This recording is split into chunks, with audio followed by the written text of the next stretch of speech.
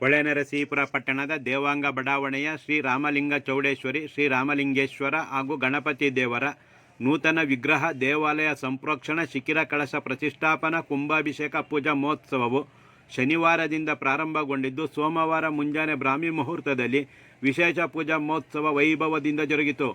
ಸೋಮವಾರ ಮುಂಜಾನೆ ಹಂಪಿ ಶ್ರೀ ಗಾಯತ್ರಿ ಪೀಠಾಧಿಪತಿಗಳಾದ ಪೂಜ್ಯ ಶ್ರೀ ದಯಾನಂದಪುರಿ ಮಹಾಸ್ವಾಮೀಜಿಗಳ ಉಪಸ್ಥಿತಿಯಲ್ಲಿ ಬ್ರಾಹ್ಮಿ ಮುಹೂರ್ತದಲ್ಲಿ ಶಿಖರ ಕಳಶ ಕಲಶಾರೋಹಣ, ಯಂತ್ರ ಸ್ಥಾಪನೆ, ಅಷ್ಟಬಂಧ, ರತ್ನನ್ಯಾಸ, ಪ್ರಾಣ ಪ್ರತಿಷ್ಠಾಪನೆ ಜರುಗಿತು.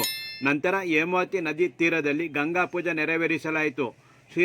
ಶ್ರೀರಾಮ ಸೀತಾ ಲಕ್ಷ್ಮಣ ಆಂಜನೇಯ ಸ್ವಾಮಿಯ ಉತ್ಸವ ಮೂರ್ತಿ, ಶ್ರೀ ರಾಮಲಿಂಗ ಚೌಡೇಶ್ವರಿ ಅಮ್ಮನವರ ಉತ್ಸವ ಮೂರ್ತಿ ಹಾಗೂ ಶ್ರೀ ಬನಶಂಕರಿ ದೇವಿ ಉತ್ಸವ ಮೂರ್ತಿಯನ್ನು ವಿಶೇಷವಾಗಿ ಅಲಂಕರಿಸಿದ್ದ ರಥಗಳಲ್ಲಿ ಪ್ರತಿಷ್ಠಾಪಿಸಿ ಪೂಜಿಸಿದ ನಂತರ ವಿಶೇಷವಾಗಿ ಪೂಜಿಸಿದ್ದ ಗಂಗಾ ಕಳಶವನ್ನು ಶ್ರೀಧರ ಲಲಿತಾ ದಂಪತಿಗಳ ಪುತ್ರಿ ಕುಮಾರಿ ಶ್ರೀಯಾ ಹಾಗೂ ವೀರಭದ್ರ ಹಲಗೆಯನ್ನು ಹೊತ್ತ ಉಮೇಶ್ ಮಮತಾ ದಂಪತಿಗಳ ಪುತ್ರ ರೇವಂತ್ ಅವರನ್ನು ವಿಶೇಷ ಕಲಾ ತಂಡಗಳ ಪ್ರದರ್ಶನದೊಂದಿಗೆ ವೈಭವದಿಂದ ಪಟ್ಟಣದ ಪ್ರಮುಖ ರಸ್ತೆಗಳಲ್ಲಿ ಸಂಪ್ರದಾಯದ ಆಚರಣೆಯಂತೆ ಮೆರವಣಿಗೆ ಮೂಲಕ ಶ್ರೀರಾಮಲಿಂಗ ಚೌಡೇಶ್ವರಿ ದೇವಾಲಯಕ್ಕೆ ಕರೆತರಲಾಯಿತು.